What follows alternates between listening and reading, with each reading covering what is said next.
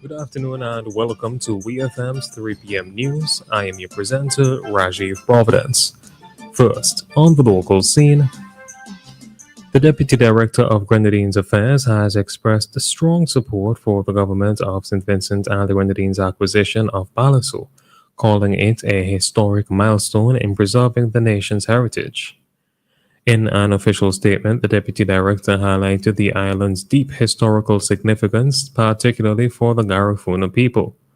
Baliso was the site where thousands of Garifuna were forcibly detained by the British in 1797, many of whom perished due to harsh conditions. The acquisition reaffirms the government's commitment to safeguarding national patrimony and ensuring that Baliso's legacy is honored for future generations. The statement emphasized the island's cultural and spiritual importance to Vincentians at home and in the diaspora, describing it as a powerful symbol of resilience. The move has been widely praised as a step toward preserving the nation's history and strengthening its connection to the past. St. Vincent and the Grenadines Hairuna Film Festival, the HFF, will kick off its 2025 festivities with Animation Night on Saturday, March 15th at the Caliacua Playing Field from 6:30 p.m. This family-friendly event, held in partnership with the European Union, serves as a prelude to the festival's official opening on March 21st and aims to bring world-class animated films to local audiences. The evening will feature two acclaimed animated films. Icarus from France, a visually striking retelling of the myth of Daedalus and Icarus, directed by Carlo Vogel, a former Pixar animator. Opal, the first ever feature-length animated film from Martinique, directed by Alain Bedard. This award-winning fantasy explores a magical kingdom where a princess's emotions hold the power to shape the world. Since 2019, HFF has been a key platform for Caribbean storytelling, showcasing regional cinema while fostering local talent through screenings, workshops, and mentorship programs.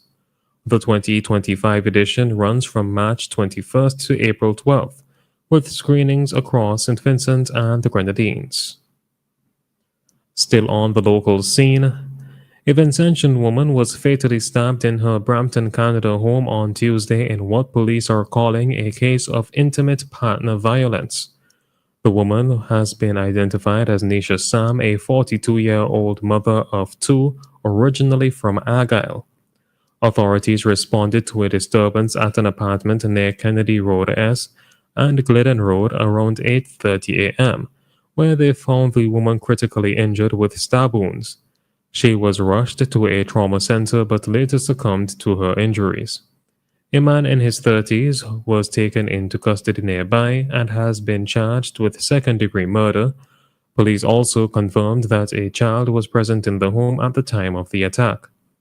This tragedy comes amid rising concerns over intimate partner violence in Peel region, which was declared an epidemic by local officials in 2023. On to news in the region. The Sandals Corporate University SCU has strengthened its commitment to workforce development by signing a 5-year memorandum of understanding with Toronto Metropolitan University TMU. The agreement, signed on March 7th at Sandals Montego Bay, aims to enhance training in hospitality, tourism, business, and management through TMU's Ted Rogers School of Management. This partnership will provide internships, placements, and executive training programs for Sandals and Beaches Resorts team members. SCU Senior Corporate Director Dr. Luz Longsworth announced that new training initiatives covering digital innovation, strategic communication, and big data in decision making will launch later this year. Sandals Executive Chairman Adam Stewart described the collaboration as a reflection of the Caribbean's global potential, stating, "What originates from the Caribbean can stand proudly on the world stage." This marks SCU's third major MOU, following agreements with the UWI Global Campus and the Turks and Caicos Islands Community College, further solidifying Sandals' role in hospitality education and professional growth across the Caribbean.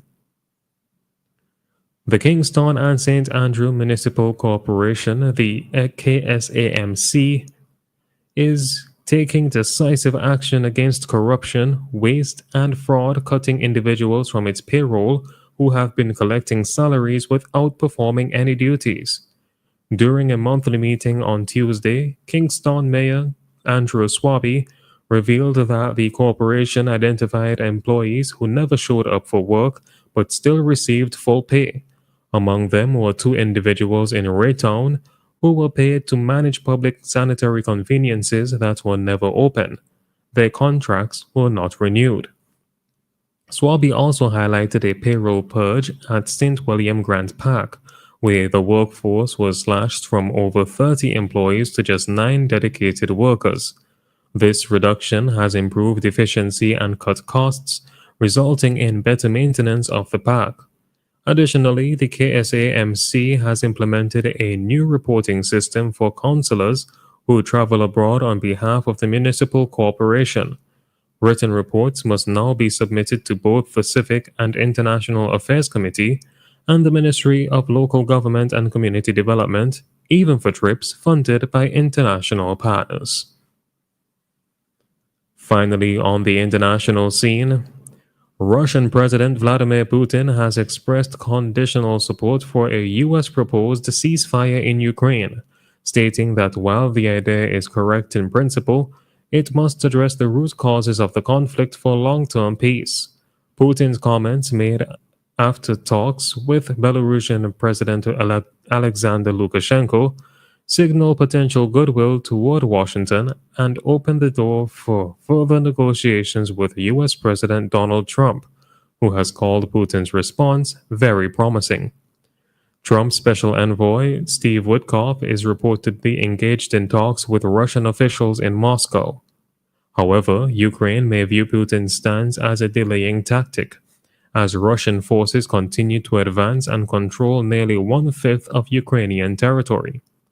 The West sees Russia's 2022 invasion as an imperial-style land grab, while Putin frames the conflict as an existential struggle against NATO expansion.